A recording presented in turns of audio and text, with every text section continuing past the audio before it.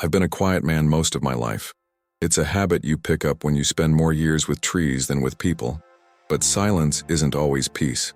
Sometimes it's just a cage you build around a memory to keep it from getting out. For 40 years, I've kept a secret locked away. I'm an old man now. My name is Earl, and I guess it's time to open the cage. Maybe saying it out loud will finally make it feel real, or maybe it will just prove I've been crazy all along. It was late autumn, the kind where the air is so crisp it hurts your lungs a little. I was a park ranger back then, in my prime. I knew every inch of that national forest, every stream, every game trail. Or so I thought. That day was supposed to be a routine patrol, checking for illegal traps before the first heavy snow. The forest was wearing its best colors, all golds and deep reds, but there was a stillness to it that felt different. The usual chatter of squirrels and birds was gone. All I could hear was the rustle of dry leaves under my boots and the low moan of the wind through the pines. The smell hit me first.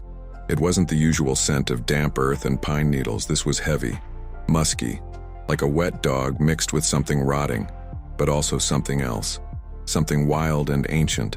I'd smelled bears, I'd smelled deer, I'd smelled decay. This was none of those. It was a scent that made the hair on my arms stand up. I told myself it was just a carcass hidden somewhere, maybe a buck that didn't make it. But I knew, deep in my gut, that I was lying to myself. I kept walking, trying to shake the feeling off. The silence was the worst part. It was like the whole forest was holding its breath, waiting. I stopped to rest by a small creek, the water running dark over smooth stones. That's when I saw the track. Printed perfectly in the soft mud on the bank was a footprint so large and clear it made my heart stop. It was shaped like a man's foot, but it was nearly twice the size, with wide, flat toes. There were no claw marks. A bear's print is unmistakable, curved and clawed. This was something else. This was impossible. My training, my entire career, was built on logic and observation. What I was looking at defied both. I knelt, my fingers hovering over the impression in the mud. It was fresh. Whatever made it had been here just minutes ago. Suddenly, the feeling of being watched wasn't just a feeling anymore. It was a certainty. I felt a pressure in the air, a weight in the silence. I slowly stood up, my hand instinctively going to the small hatchet on my belt. I wasn't a hunter, but I was a man who understood predators. And in that moment, I felt like prey. I didn't look around wildly. I just turned my head slowly, scanning the dense tree line. The light was starting to fade, casting long, distorted shadows through the ancient firs. And then I saw it. It wasn't a clear view, it was just movement. A flicker of darkness against the dark trunks of the trees about 80 yards away. It was tall, much taller than a man, and broad. It moved with a strange, fluid grace that no bear possessed. It wasn't lumbering. It was gliding. It stepped from behind one massive tree to another, and for a split second I saw its profile. It was covered in long, dark brown hair that hung off its powerful frame. Its arms were long, its shoulders immense. It moved with the kind of silence that only comes from a lifetime of belonging in that forest. My breath caught in my throat. I was frozen, a mixture of pure terror and a strange, profound awe. This thing shouldn't exist, but it was there. Then it stopped. It was mostly hidden behind a thick Douglas fir, but I could feel it looking at me. I couldn't see its face, not really, just a dark shape in the deep shadows of the branches. But I felt its gaze. It was an intelligent gaze. It wasn't the simple curiosity of an animal. It felt like an assessment, like it was looking right through me, weighing me, and deciding I wasn't a threat. There was no aggression, no anger, just a deep, ancient presence. We stood like that for what felt like an eternity, the two of us locked in a silent understanding across a clearing. Then, as silently as it appeared, it was gone. It didn't run. It just turned and melted back into the shadows of the forest, leaving no sound behind. I was left alone with the pounding of my own heart and the impossible footprint in the mud. The silence rushed back in, but it was an empty silence now. The presence was gone. I didn't report it. How could I? I could already hear the laughter, the whispers. Old Earl's finally lost it. I'd have been forced into early retirement, a joke among the other rangers. I never even told my wife, Margaret. How do you tell the person you love that you saw a ghost in the woods, a creature from myth and legend? How do you explain that the world you thought you knew so well is a lie? So I buried it. I finished my patrol that day on autopilot and never spoke a word of it. That encounter changed me. I kept my job for another 10 years, But the forest was never the same. It was no longer my home. It was its home, and I was just a visitor. I could never shake the feeling that I was trespassing. The peace I once found in the solitude of the woods was replaced by a constant low-level fear. I retired as soon as I could. Some things once seen can't be unseen. The world is older and stranger than we think, and it keeps its secrets well. I learned that day that some doors are not meant to be opened, and some trails are not meant to be followed. For years after that day, I tried to convince myself it was a trick of the light, a bear walking on its hind legs for a moment, a shadow playing games with a tired mind. I went over it 1,000 times trying to pick it apart with logic to reduce it to something normal, something that fit inside the world I understood. But the memory was stubborn. It was like a shard of glass in my mind. The more I tried to dig it out, the deeper it went. The footprint in the mud, the sheer size of the thing, the silence, and that look, that intelligent, assessing gaze. It wasn't an animal. An animal is predictable. This was something else entirely. I got home late that evening. The sun had long set, and a cold, hard moon was rising over the peaks. Margaret was in the kitchen, humming to a tune on the radio. The smell of beef stew filled our small house, a scent that usually meant comfort and safety. But that night, it felt like a lie. The warmth of the house couldn't touch the chill that had settled deep in my bones. She turned when I came in, a smile on her face that faltered when she saw mine. "Earl, you look like you've seen a ghost," she said, wiping her hands on her apron. I wanted to tell her, God, I wanted to unload the whole impossible story right there on the kitchen floor. I wanted her to hold me and tell me I was crazy or that it was okay. But the words wouldn't come out. They were trapped behind a wall of shame and disbelief. What would she think? That the husband she'd known for 20 years had finally cracked under the strain of too much solitude? I just forced a weak smile and took off my heavy boots. "Long day," I mumbled.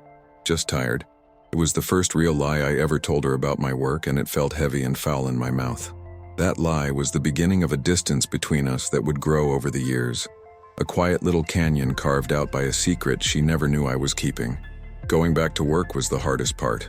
The forest, which had been my sanctuary for my entire adult life, now felt alien and menacing. Every snap of a twig made my head whip around. Every shadow seemed to hold a tall, dark figure. The wind whispering through the pines sounded like a low growl, a warning. I found myself avoiding the northern sector of the park, the area where it had happened. I'd make excuses, find other patrols that needed doing, anything to keep me away from that creek and the memory it held. My fellow rangers noticed the change. I became quieter, more withdrawn. I, who had once been the first to volunteer for a multi-day trek, now stuck to the well-trodden paths close to the ranger station. One afternoon, about a month after the encounter, an old-timer named Howard, who was a few years from retirement himself, caught me staring out the window at the darkening tree line. He didn't say anything for a long time, just stood beside me sipping his coffee. Finally, he spoke in a low voice, not even looking at me. "The woods have teeth, Earl. Sometimes you see them, sometimes you don't. But they're always there." He clapped me on the shoulder once, then walked away. He never brought it up again, and I never asked what he meant. But in that moment, I felt a flicker of understanding. I wasn't the only one. There were other secrets hidden behind the quiet faces of the men who walked those woods. The nightmares started a few months later. They were always the same. I'd be standing by the creek, and the feeling of being watched would wash over me. But this time, it was suffocating, like being underwater. I would turn, and it would be standing right there, just a few feet away. I could never see its face in the dream, just an immense hairy chest and arms like tree trunks. It never did anything. It just stood there, and I would be paralyzed by a terror so absolute that I couldn't even scream. I'd wake up in a cold sweat, my heart hammering against my ribs, with Margaret sleeping peacefully beside me, completely unaware of the monster that lived in my head. I started drinking more than I should have, not at work but at home, in the evenings. A glass of whiskey to take the edge off, then another to help me sleep. Margaret worried. She thought it was the job, the isolation. She suggested I look for a different line of work, maybe something in town. I knew she was trying to help, but how could I explain that it wasn't the job I was trying to escape? It was a memory. It was the knowledge that the world was bigger and wilder than people believed, and that I had accidentally looked behind the curtain. That one encounter, lasting maybe 30 seconds, had rewired my entire being. It shattered the simple, orderly world I had built for myself. I was a man of facts and evidence. I identified trees by their bark and birds by their call. I understood the seasons and the patterns of animal behavior. My reality was grounded in the tangible, the observable. And then, in a heartbeat, I saw something that had no place in that reality. It broke my compass. For the next 10 years, I walked through my life like a trespasser, constantly looking over my shoulder, waiting for the other shoe to drop.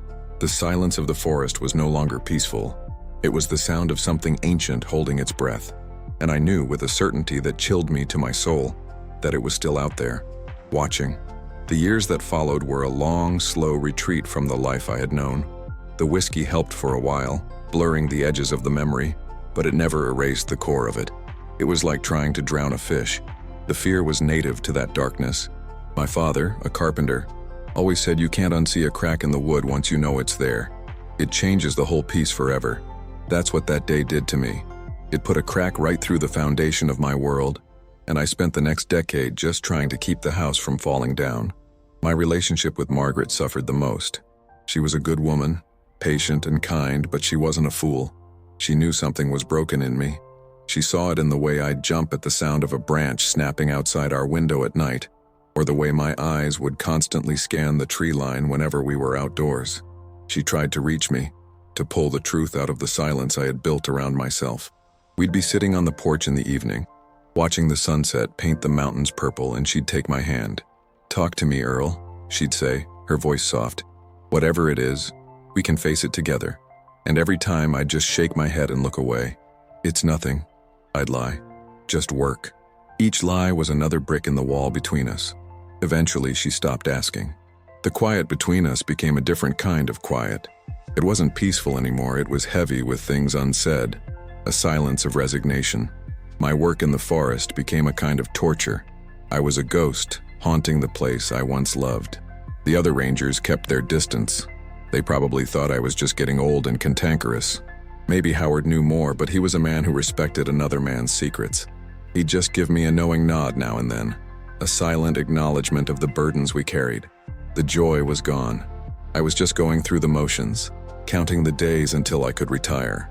The final straw came on a crisp spring morning about 10 years after the encounter. I was on a solo patrol in the southern part of the park, miles from where I'd seen it. I was checking on the condition of a trail after the winter thaw. The air was full of the smell of new growth and wet earth. For a moment, it felt like the old days. I felt a flicker of the old peace. Then I rounded a bend and came face to face with a black bear. It was a big male, but not unusually so. He was about 50 yards away digging for roots by the side of the trail. In all my years, I'd seen hundreds of bears. The protocol was simple. Make yourself look big, make noise, and back away slowly. But my body didn't remember the protocol. All I saw was a large, dark, hairy creature in the woods. My blood ran cold. My training vanished. The memory of that day by the creek slammed into me with the force of a physical blow. I wasn't a ranger anymore. I was prey.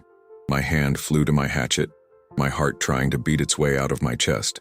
The bear looked up, saw me, and with a grunt of annoyance, he ambled off into the undergrowth, completely uninterested in me.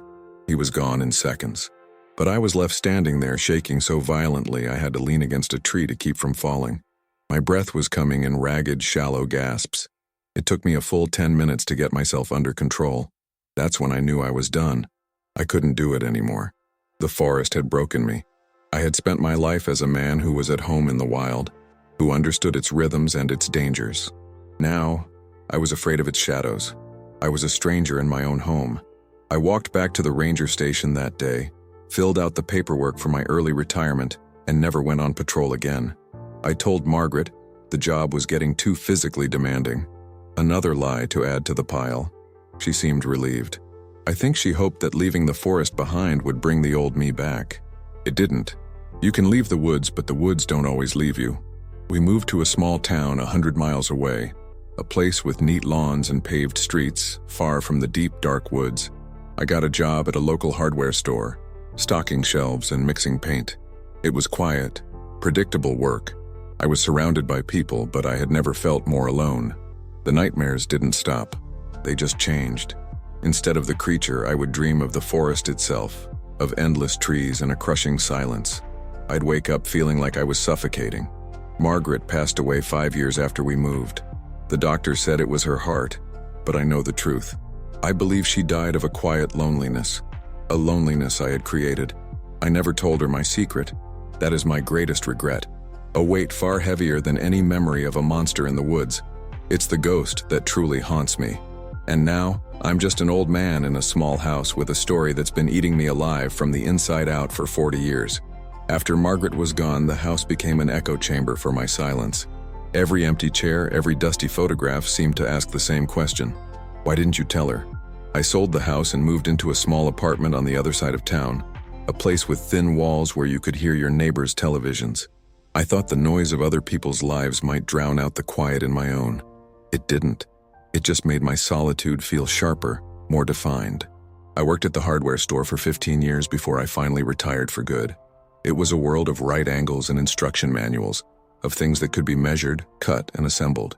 Everything had a name and a purpose. A 3/4-inch galvanized pipe, a box of wood screws, a can of primer. It was the complete opposite of the forest, with its wild, untamable chaos. I liked the order. It was a comfort, but it was a hollow comfort. My hands, which knew how to read the age of a tree from its bark, now spent their days stocking shelves with identical boxes. My eyes, which could spot a deer half a mile away, now stared at inventory lists under fluorescent lights. I was a ghost in a different kind of wilderness. Customers would sometimes ask me for advice on camping gear. "You look like a man who knows the outdoors," they'd say. I'd point them to the right tent stakes or the best water filter, my voice flat and mechanical. I'd give them the facts, the practical knowledge, but I never shared the real truth. I never told them that the most important piece of gear is the lie you tell yourself that you're safe out there. I never told them that the woods have teeth, just like Howard said. My life had become a collection of small, manageable lies, built on top of the one great impossible truth. The change began subtly. It started with books. I found myself wandering into the local library after my shifts, drawn to the nonfiction section. I started reading about folklore, about local legends from around the world. The wild man of the woods, the Yeti, the Yowie. I read them with a strange mix of clinical detachment and a desperate, hungry need for connection. I was looking for myself in those pages. I was looking for proof that I wasn't crazy. Most of it was nonsense. Sensationalized stories and blurry photographs that could have been anything. But every now and then, I'd find a detail that made the hair on my arms stand up. An account from an old trapper in the 1920s describing a powerful, musky odor that clung to the air for hours. A story from a logger in the 50s who talked about a profound, unnatural silence that fell over the forest just before he saw a tall, dark shape moving between the trees. These weren't tales of a monster. They were quiet, hesitant accounts, often told years after the fact by men who sounded ashamed, confused. They sounded like me. One rainy Tuesday afternoon, I was using the library's computer, a skill I had learned with great reluctance. I was searching through digitized archives of old local newspapers from the county where I used to be a ranger. I typed in the name of the national forest and the year of my encounter. I scrolled through pages of local news, town council meetings, high school football scores, advertisements for used cars. And then I found it. It was a small article, buried on page 7 of the County Chronicle, dated about 6 weeks after my own encounter. The headline was simple: "Local man claims strange encounter on Crooked Peak." Crooked Peak was less than 10 miles from the creek where I'd seen the footprint. My heart started to beat a little faster. The article told the story of a hunter, a man named Virgil, who had been tracking an elk deep in the northern sector. He claimed he'd been watched for over an hour by something he couldn't identify. He never got a clear look at it, but he described its size, the way it moved without a sound, and a feeling of intelligence that unnerved him so much he dropped his rifle and ran all the way back to his truck. The article was written with a mocking, dismissive tone. It called Virgil's story a tall tale and hinted that he was known for enjoying a drink. The final line read, "Park officials have stated there is no evidence of any unusual animal activity in the area, and remind the public that bears can often be mistaken for other things by an overactive imagination." I read that last line over and over. Park officials. That was my boss, the chief ranger at the time. I had been in the office when Virgil must have made his report. I had probably heard the other rangers laughing about it, and I had stayed silent. I had let another man be ridiculed for telling the truth because I was too afraid to tell my own. The shame of it hit me like a physical blow. I felt the weight of 40 years of cowardice settle on my shoulders. Virgil. I wondered if he was still alive. I wondered if he too had spent his life haunted by a secret, dismissed by the world. The library felt suffocating. I had to get out of there. I walked out into the cold rain, the name Virgil echoing in my mind. For the first time in a long time, I wasn't just running from a memory. I was running towards something else. A name, a possibility, another ghost in the woods. Finding Virgil became an obsession. It was the first real purpose I'd had since Margaret died, the first task that wasn't about simply passing the time until the sun went down. For 40 years, I had been a man defined by what I was running from. Now, for the first time, I was running towards something. The name Virgil wasn't just a name. It was a crack in the wall of my solitude, a tiny sliver of light suggesting I wasn't alone in the dark. But finding a man based on a 40-year-old newspaper clipping, a man who was likely ridiculed out of town, was like trying to find a specific leaf in a forest. I started with the library's resources, but the online phone directories were a dead end. There were dozens of people with his last name scattered across the country, but none with the first name, Virgil, in the right state. I knew this wouldn't be easy. The internet was a new kind of wilderness to me, and I was not a skilled tracker in its digital terrain. I needed to go back to the source, back to the town I had fled all those years ago. The thought of it made my stomach clench. It was a 3-hour drive, a journey through time as much as space. The next morning, I filled a thermos with coffee, packed a small bag with a change of clothes I probably wouldn't need, and got into my old pickup truck.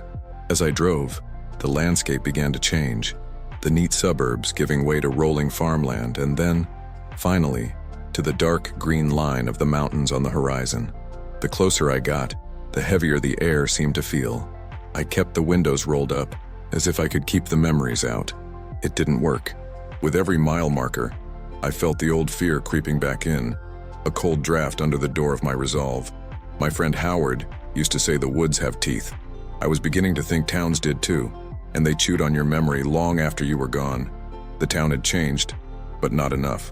The main street had a few new storefronts, but the old courthouse was still there, a stern brick building with a clock tower that was 10 minutes slow, just like it had been when I left.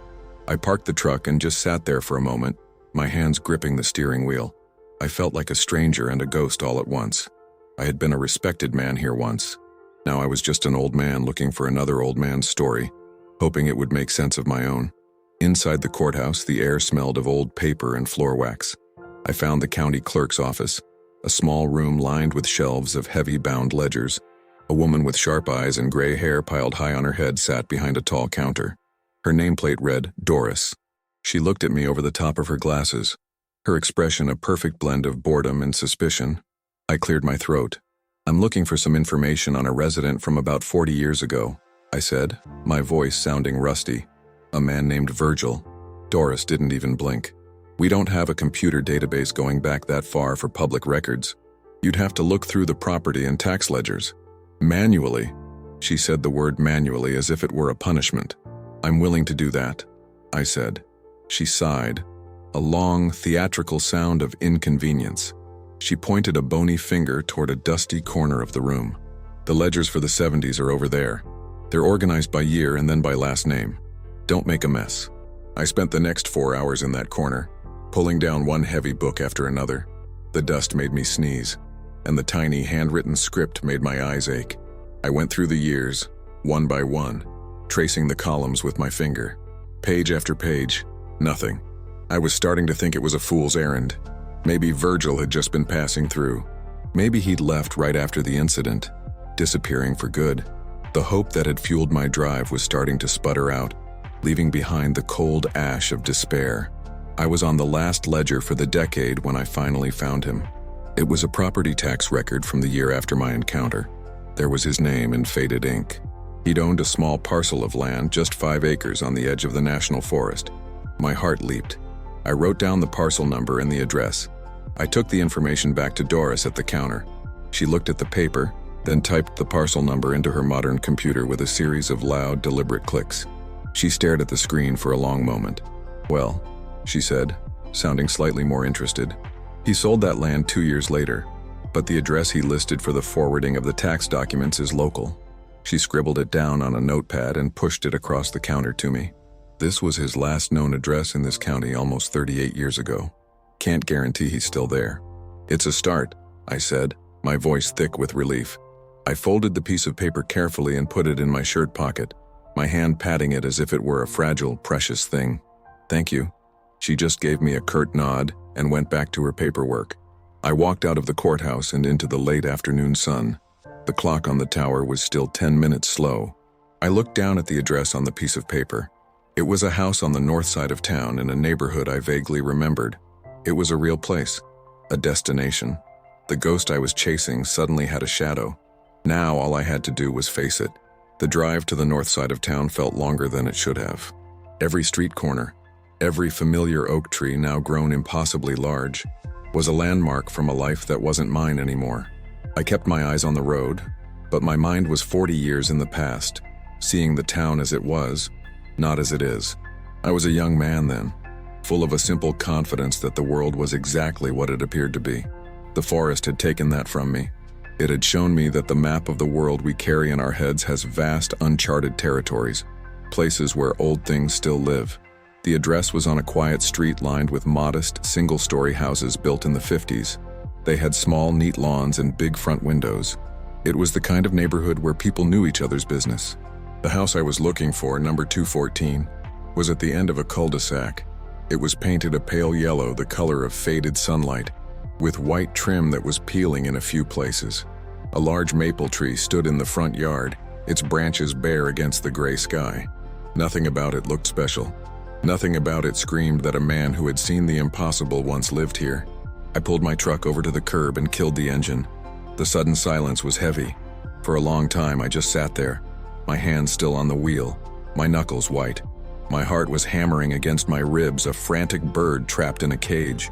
What was I even doing? What did I expect to find?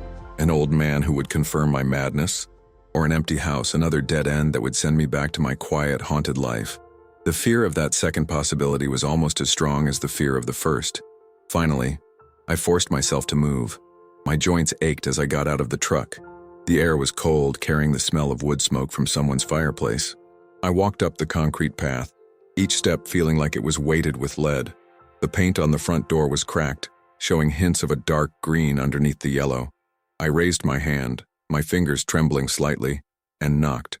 The sound was loud in the quiet street. I waited. I could hear the faint sound of a television from inside. I was about to knock again when I heard footsteps approaching the door. A lock clicked and the door opened a few inches, held by a brass security chain. An eye peered out at me from the darkness inside. It was a man's eye, clouded with age, set in a wrinkled face. "Can I help you?" His voice was raspy, like gravel being stirred. I had to clear my throat before I could speak. "I'm sorry to bother you," I started. "I'm looking for someone who might have lived here a long time ago. A man named Virgil." The man behind the door was silent for a moment. He didn't open the door any further. "Virgil," he repeated, the name sounding foreign on his tongue. "Haven't heard that name in a long, long time. Why are you looking for him?"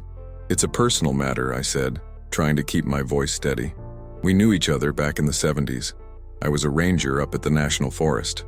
This seemed to make a difference. The suspicion in his eyes softened just a little. He unlatched the chain and opened the door. He was a short, stooped man, maybe a few years older than me, wearing a worn flannel shirt and dark trousers. The house behind him smelled of old books and dust. His name was Walter, he told me, introducing himself with a weak, dry handshake. He'd lived in the house next door for 50 years. "I remember Virgil," Walter said, leaning against the doorframe. "Quiet fella, kept to himself mostly. Bought this house right here, lived in it for maybe 3-4 years. Then he was gone, just like that." "Do you know where he went?" I asked, my hopes starting to flare up again. Walter shook his head slowly. "Nope, never said a word to me. One day he was here. Next day there was a for sale sign in the yard. I always thought it was strange.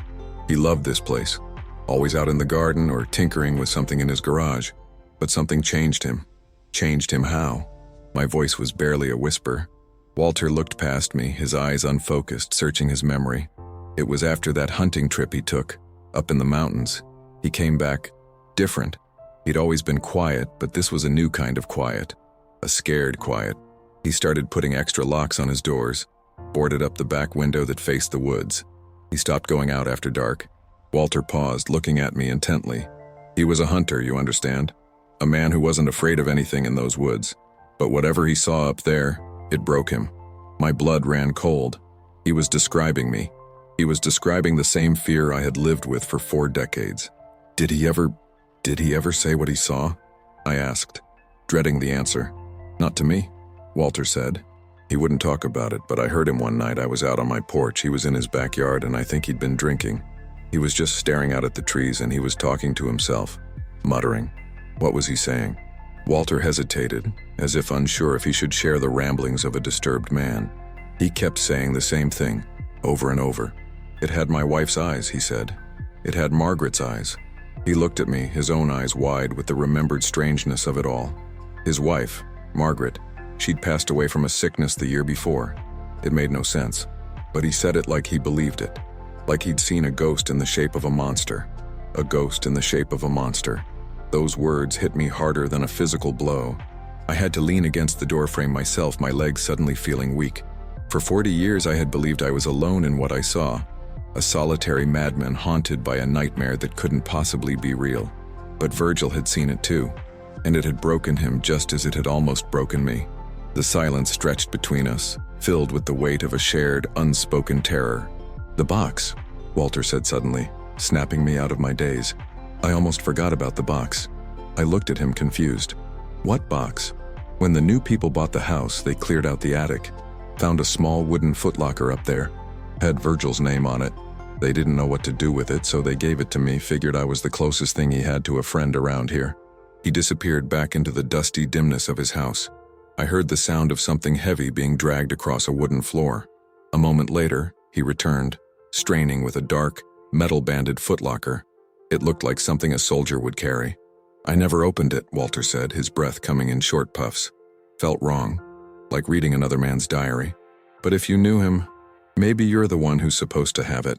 My hands trembled as I reached out and took the box from him.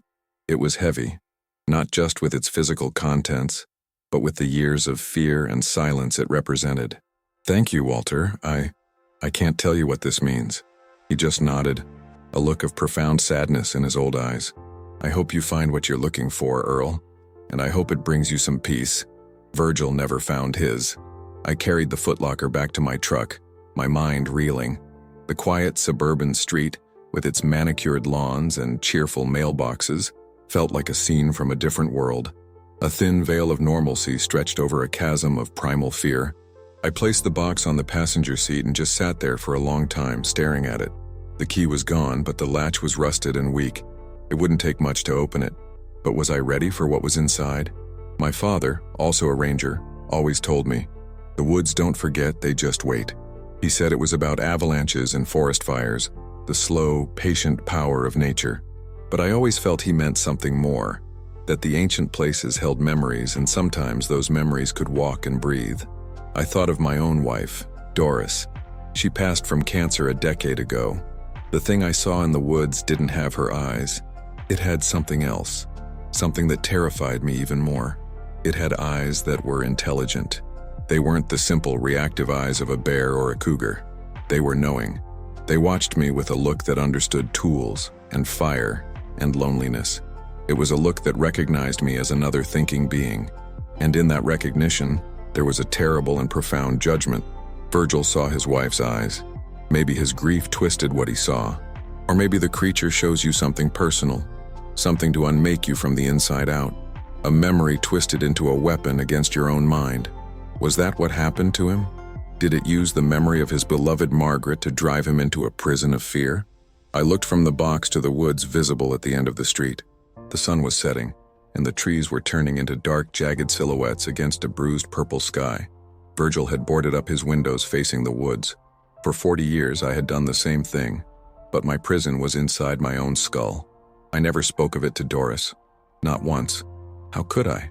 How could I tell the woman I loved that I had seen something in the forest that made me question my own sanity, that made the safety of our little home feel like a fragile illusion?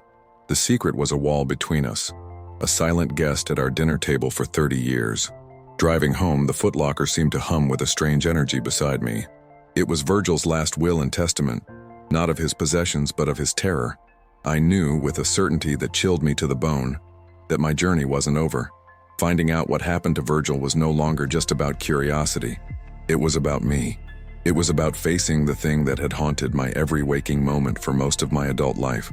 When I got back to my small, quiet house, I placed the box on my kitchen table. I stood over it, my heart pounding a heavy rhythm against my ribs. This was it. A lifetime of running, of looking over my shoulder, of waking up in a cold sweat.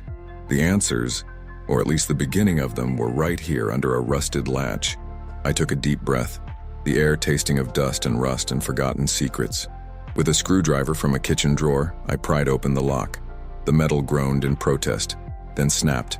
I lifted the heavy lid, and the smell of old paper and cedar filled the room. Inside, nestled among dried leaves and what looked like bundles of sage, were stacks of papers, journals, and on top of the first one, a hand-drawn map of the very section of the national forest where my life had changed forever. My hands were shaking so badly I could barely hold the first journal. It was a standard-issue ranger's logbook, bound in dark green leather, the corners soft and frayed from use. The pages were yellowed, and the air that rose from them was thick with the scent of time and confinement. I spread the map out on the table first. It was drawn on a large piece of parchment, brittle and cracked at the folds. The ink was faded, but the lines were precise, drawn by a man who knew his craft. I recognized it immediately. Hunter's Ridge, Black Creek, the old-growth pine stand we called the Widowmaker. It was my old patrol sector, but Virgil had added things I didn't recognize. Small, cryptic symbols were scattered across the map. X's, spirals, and what looked like a single staring eye drawn near the place I had my own encounter. Dates were scribbled next to some of them in a tiny, cramped hand. I picked up the first journal and opened it to a random page. Virgil's handwriting was neat, confident. The entries were what I expected. Weather observations, trail conditions, wildlife sightings. He wrote about his wife, Margaret, in the margins. Little notes about a picnic they were planning or how she loved the wild azaleas in the spring. He was a man in love with his wife and his work. He was a man just like me. I felt a lump form in my throat. This wasn't just a collection of papers, it was the ghost of a man's life. I flipped back to the beginning and started to read, needing to see it all in order. For the first 2/3 of the book, it was routine. Then I found the date. October 17th, 41 years ago. 1 week after my own encounter. The handwriting on this page was different. It was a jagged, frantic scrawl, the pen having pressed so hard it tore through the paper in places. Saw it, the entry began. Just 2 words. Not a bear, not a man, came out of the tree line by the creek. Silent. God, the silence. Everything just stopped. No birds, no wind, just pressure. It was tall, covered in dark, matted hair. But the eyes, oh God, the eyes. It was her. It was Margaret. She looked at me. She knew me. How could she know me? She's been gone 3 years. It was her eyes, I swear it. That little fleck of green in her right eye. I saw it. She looked so sad, so lost. It raised a hand, not like an animal, like a person. Then it was gone. The sound came back all at once. I think I screamed. I had to put the journal down. My breath was caught in my chest, a painful, sharp knot under my ribs. He saw his wife. I saw something else. Something that wasn't Doris, but was just as impossible. The creature had shown us both something from our hearts, something personal. A memory twisted into a monster. I ran a hand over my face, the stubble on my chin rasping against my palm. Was this its nature? Was it some kind of psychic predator feeding on grief? The thought was more terrifying than any simple beast of flesh and blood. My father was right, I thought, the words echoing in my mind as if he were standing right behind me. The woods don't forget. They just wait. They wait with their ancient secrets, and sometimes those secrets look back at you with the eyes of the dead. I forced myself to pick up the journal again. The entries that followed charted Virgil's descent. He stopped mentioning trail conditions and started documenting his fear. It's watching the house, he wrote a week later. I see it at the edge of the yard at night. Just a shape in the dark. It doesn't come closer, it just watches. Margaret's eyes staring at me from the shadows. Is she angry? Is she trapped in that thing? He wrote about boarding up the windows, starting with the ones that faced the forest. He wrote about the smell, The same musky, rotten scent I remembered lingering around his property for days at a time. He became obsessed. He stopped going into town. He stopped answering his radio calls. His world shrank to the four walls of his house and the terrible thing that lived in the woods outside. The map started to make sense. The X's marked sightings. The dates corresponded to journal entries filled with raw terror. Heard it again last night. A low sound like a woman crying, but deeper, from the direction of the old quarry. I found the quarry on the map. It had one of the eye symbols next to it. I spent the rest of the night reading, moving from one journal to the next. Virgil had filled 5 of them. He documented every snapped twig, every strange track, every night spent sleepless, listening. He was trying to understand it, to find a pattern in the chaos that had consumed his life. He wasn't just a man hiding from a monster. He was a ranger trying to solve his last impossible problem. He was tracking his own ghost. In the 3rd journal, I found what I was looking for, though I hadn't known it. A detailed entry about a series of deep guttural calls he'd heard over the course of a winter. He believed they were a form of communication. He triangulated the sounds on his map, and the lines all converged on one spot, a small, overlooked cave system hidden in a rock outcropping on the north face of Hunter's Ridge, a place even I had never bothered to explore, thinking it was too small and unstable. Virgil had circled it on the map 6 times. Beneath the circle, he had written a single, chilling question. Is this where she sleeps? I looked up from the journal. The sun was starting to rise, casting a pale gray light into my kitchen. I hadn't slept. My coffee was cold. The journals and the map were spread across my table like the pieces of a puzzle I never wanted to solve. But there it was, a destination, a place to go. Virgil had given me a target. For 40 years, I had been haunted by a question. Now I had a place to find the answer. I knew with a certainty that felt like ice in my veins that I had to go back. I had to follow Virgil's map into the heart of his fear, which had also been my own. I had to go to that cave. I sat there for a long time, watching the dust motes dance in the morning sunbeams cutting across my kitchen. The house was silent, but my head was roaring with Virgil's words. His fear felt like my own, a second skin I had worn for 4 decades. I pushed the chair back, the sound scraping loudly in the quiet. There was no choice. Running from a ghost only teaches it how to chase you better. I was done running. Preparation was a ritual, a series of familiar movements that calmed the tremor in my hands. I went to the hall closet and pulled out my old canvas pack. It smelled of pine needles and oiled leather, a scent from a life I thought I'd left behind. I laid it open on the floor and began to gather my supplies with the methodical precision of a man who knows that a forgotten item can be the difference between coming home and staying in the woods forever. I packed a water filter, a flint and steel, a small first aid kit, and enough dried rations for 3 days. I added a coil of climbing rope, thin but strong, and a headlamp with fresh batteries, plus a spare. My old compass, its brass casing warm and smooth in my palm, went into a side pocket. Last, I went to the locked gun cabinet in my bedroom. I pulled out my old .30-06 rifle, the one I'd carried for 20 years as a ranger. Its wooden stock was worn smooth in all the places my hands had held it. The action was clean, the movement precise as I chambered around and then emptied it again. It felt heavy, a solid and terrible weight. I wasn't a hunter, not anymore, but I wasn't going into that cave unarmed. With each item I packed, a layer of the old ranger settled back over me. The retired man who tended his garden and read books by the fire was receding, and the man who knew the woods was taking his place. But this time, he was carrying a fear the younger man had never understood. I carefully folded Virgil's map and tucked it into a waterproof pouch with the last of his journals, the one describing the cave. The others I put back in the footlocker. Their story was told.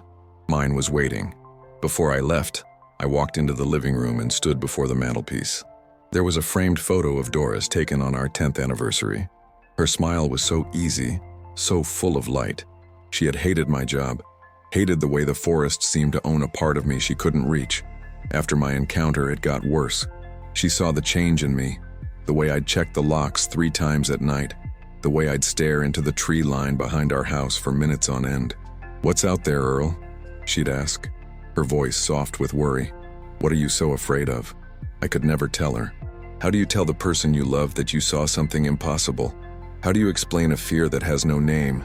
She died never knowing, and that has always been one of my deepest regrets. I touched the cool glass of the frame. "I'm going to find out, Doris," I whispered. One way or another. The drive to the Hunter's Ridge trailhead took 2 hours. I watched the neat suburban lawns give way to rolling farmland, and then to the dense dark green of the national forest. It was like driving backward in time. The farther I went, the more the concrete and order of the world fell away, replaced by the chaotic ancient patterns of nature. My knuckles were white on the steering wheel. Every shadow on the side of the road looked like a figure about to step out. Every gust of wind sounded like a whisper. I parked my truck in the small, empty lot at the base of the trail. The air that greeted me when I opened the door was exactly as I remembered it, sharp with the scent of pine and damp earth, cold enough to feel clean in my lungs. But it wasn't just clean air anymore. It was filled with memories. I could almost smell that musky, rotten odor from 40 years ago, a phantom on the breeze. I shouldered my pack, the weight familiar and grounding. I slid a few extra rounds for the rifle into my jacket pocket, the brass cool against my fingertips. I stood for a moment at the trailhead looking at the wooden sign that read, Hunter's Ridge Trail. It was worn by years of sun and snow, the letters faded. Beyond it, the trail disappeared into a wall of shadow and color. The forest was waiting. It had been waiting for a long time. Taking a deep, shaky breath, I took the first step. The crunch of my boots on the gravel path was the only sound.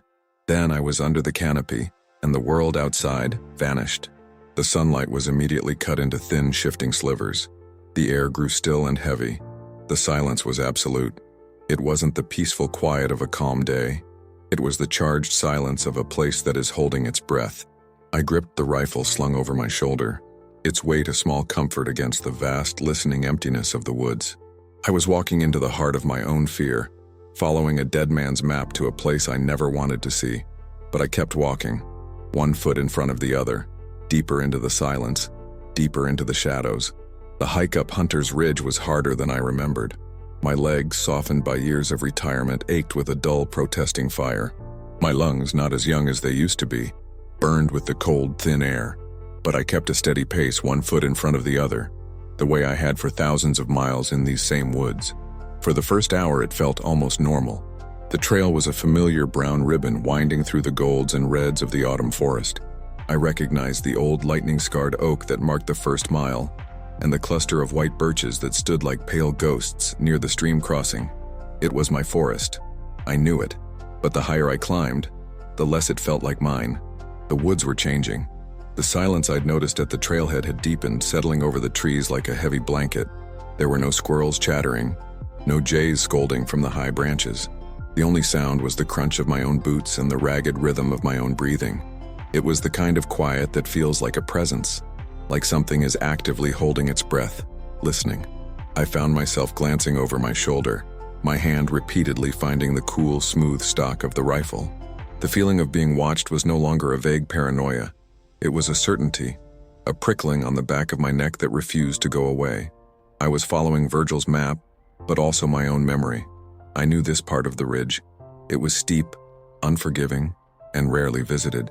The trail petered out into a faint game path that wound through thickets of mountain laurel. That's when I saw the first sign. About 8 feet up, a thick pine tree. A branch as thick as my thigh had been snapped clean off. It wasn't broken by wind or rot. The break was fresh, the wood inside a startling white against the dark bark. It was splintered, twisted as if by an incredible force. No bear could reach that high or have that kind of leverage. I ran my hand over the rough, sharp edges of the break. It was a display of power, a warning.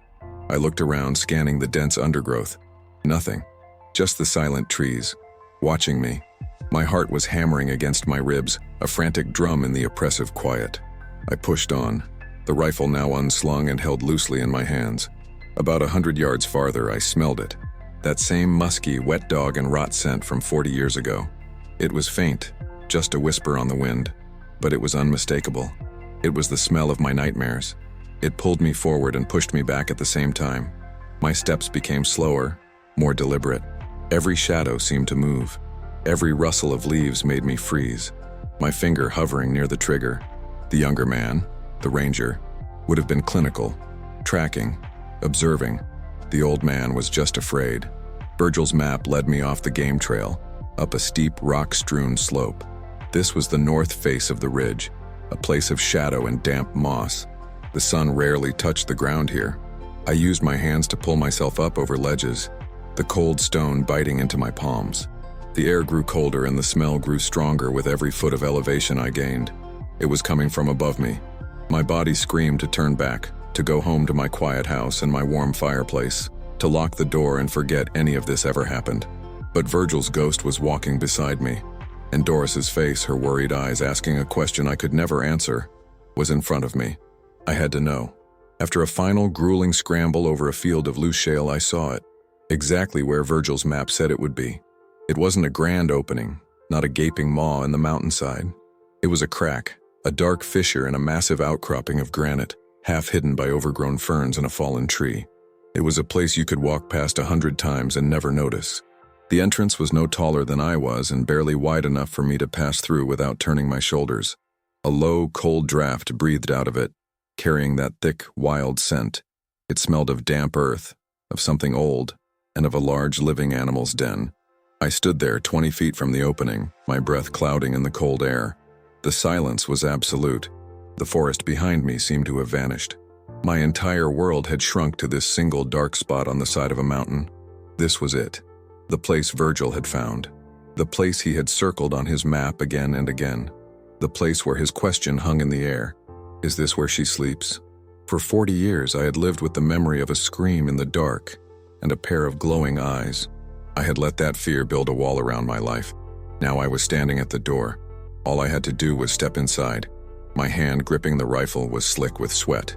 I took one slow step forward, then another, my boots making no sound on the damp soil and pine needles. I was at the threshold of the answer, and I had never been more terrified in my life. I took a breath and the cold air felt like swallowing needles. My mind was a chorus of warnings, 1,000 voices of reason screaming at me to turn around, to run back down the mountain and never look back. But my feet didn't listen. They were anchored to that spot by the weight of 40 years of unanswered questions. I raised the flashlight, its beam cutting a clean, white circle in the deep shadow of the cave's mouth. I clicked it on. The light pierced the darkness, revealing a narrow, damp passage of rock that sloped steeply downwards. The smell that wafted out was almost thick enough to see. A nauseating mix of wet fur, decay, and something else. Something deeply territorial and alive. My first step across the threshold felt like stepping into another world. The air instantly became 10 degrees colder, the silence so absolute that the rush of blood in my ears sounded like a waterfall. The sounds of the forest behind me, the wind, the rustle of my own clothes, were gone, swallowed by the stone. I was inside. The passage was tight, forcing me to turn my shoulders to squeeze through. The granite walls were slick with moisture and covered in a thin layer of green moss that felt like cold, damp velvet under my fingertips. I moved slowly, my boots scuffing on the gritty floor, the sounds echoing unnervingly in the confined space. The beam of my flashlight danced ahead of me, a nervous, jerky spotlight on the ancient rock. After about 30 feet, the passage opened up. I stepped out of the narrow corridor and into a vast, dark chamber. I swept the flashlight beam across the space and my breath caught in my throat. The chamber was huge, maybe 50 feet across, with a ceiling so high the light couldn't find it. It was a natural cathedral of stone, silent and still, and in the center of it there was a nest. There is no other word for it. A massive circular depression in the dirt floor, easily 12 feet in diameter, was lined with a thick layer of pine boughs, ferns, and dried grasses, all woven together with a skill that spoke of intelligence and purpose. It was the den of something enormous, something that built a bed for itself. My light moved from the nest to the edges of the chamber. Scattered on the floor were bones, mostly deer and elk, I guessed from the size. They were all old, bleached white against the dark earth. But they weren't scattered randomly the way a bear or a mountain lion would leave a kill. They were in neat piles, femurs in one pile, ribs in another. Skulls were arranged in a rough semicircle along the far wall, their empty eye sockets staring back at my light. It wasn't the work of an animal. It was a collection, a larder. My stomach turned. This wasn't just a den. It was a home, a place of ritual and routine. I walked closer to the nest, my rifle held tight against my chest. The smell was overpowering here. I had to breathe through my mouth to keep from gagging. As my light played over the woven pine boughs, it caught on something that didn't belong. It wasn't a branch or a rock. It was a flash of faded color. I knelt down, my old knees cracking in protest, and reached a trembling hand into the bedding. My fingers closed around a piece of fabric. I pulled it out. It was a child's mitten, knitted from red wool, now faded to a dull pink. It was small, and it was stiff with age and grime. My blood ran cold. I thought of the old missing persons posters you sometimes see tacked to bulletin boards in ranger stations. Faces of hikers and children who went into the woods and never came out. Stories the locals told to scare tourists. Stories I had dismissed as folklore. Holding the tiny mitten in my palm, I finally understood. Virgil wasn't just chasing a myth. He had stumbled upon the secret, horrifying truth of these woods. This creature wasn't just an animal. It was a predator that walked on two legs, that was smart enough to stay hidden, and that had been here for a very, very long time. It collected things. It kept trophies. Was this where she slept? Virgil had asked. Yes, and this was where she brought her kills. A sound from the back of the cave made me freeze. It wasn't a growl or a roar. It was a low, guttural sigh. A deep, resonant exhalation of breath, like something very large stirring from a deep sleep. It was followed by the scrape of stone on stone. My flashlight beam snapped to the far side of the chamber, past the pile of skulls, to where another dark passage led even deeper into the mountain. The sound had come from in there. My heart felt like it was going to beat its way out of my chest. I wasn't alone. I had walked into its larder, into its bedroom, and it was home. I started to back away slowly, my feet trying to be silent on the dirt floor. "Don't run," my training screamed at me. "Never run." I took one step back, then another. The beam of my flashlight was fixed on that dark opening, and then a shape filled it. It was just a silhouette at first, a massive form blocking the deeper darkness. It was impossibly tall, its shoulders nearly as wide as the passage itself. It didn't move. It just stood there, watching me. I could feel its eyes on me, even in the pitch black. I raised my rifle, my hands shaking so badly I could barely hold it steady. The creature took one slow, deliberate step out of the passage and into the main chamber. My flashlight beam found its face and my world stopped. It wasn't a monster. It wasn't a beast. It was something far, far worse. It was something that understood. And in its dark, intelligent eyes I saw not rage but a deep, ancient sadness. And then it opened its mouth and a sound filled the cave. A sound that wasn't a scream or a roar but a word. My name. Earl. The sound vibrated through the stone floor, up through the soles of my boots, and into my bones. It wasn't a human voice. It was deeper, like the grinding of tectonic plates, yet it formed my name perfectly. Each letter a resonant, ancient chord. Earl. The flashlight trembled in my hand, the beam skittering across a face that was a paradox of animal and man. It was covered in thick, dark hair, but the structure beneath, the high cheekbones, the heavy brow, the set of the jaw, was eerily familiar. Its eyes were not the glowing orbs from my 40-year-old memory. They were dark, deep-set, and filled with a weary intelligence that felt older than the mountain itself. There was no malice in them, only a profound, heartbreaking loneliness. My mind short-circuited. Every instinct, every piece of training I'd ever had, was useless. You can't reason with a bear. You can't intimidate a mountain lion. But this was something else. It understood. It knew me. My finger was frozen on the trigger of the rifle. To use it felt like a sacrilege, like shooting a ghost or a god. The creature took another step, and the movement was fluid, impossibly graceful for something so large. It wasn't threatening. It was just moving. It lowered its head slightly, and its gaze fell to the small, faded red mitten still clutched in my hand. A low sound rumbled in its chest, a mournful sigh that echoed in the vast chamber. It slowly raised one of its massive hands. The fingers were long, thick, and ended not in claws, but in blunt, dark nails, like unpolished stones. It didn't reach for me. It pointed a single, deliberate finger towards the pile of skulls against the far wall. My flashlight beam followed its gesture. I saw the deer and elk skulls, but now I noticed another, smaller one tucked behind the others. It was human. From the size, I knew it was a child's. My blood turned to ice. Was this its confession? Its explanation? Then it did something that shattered the last of my resolve. It brought its hand back to its own chest and gently tapped twice. Then it pointed its finger back at me. The message was as clear as if it had been spoken aloud, one of theirs. one of yours. It was showing me a balance, a grim, terrible ledger kept in the dark heart of the mountain. This wasn't mindless killing. This was something else, something I couldn't begin to comprehend. The sadness in its eyes deepened as if sharing this truth was a burden it had carried for centuries. I finally found my voice, a choked, pathetic whisper. What are you? The creature just watched me, its head tilted. It opened its mouth again, and this time the word that came out was not my name. It was a soft, guttural sound, a name spoken with a strange, sorrowful accent. Doris. The world tilted on its axis. Doris, the young woman who had vanished 40 years ago. The scream I had heard. The reason Virgil had spent his life searching. This creature knew her name. Had she been its victim? Or something else? The question hung in the cold, dead air, too monstrous to even fully form in my mind.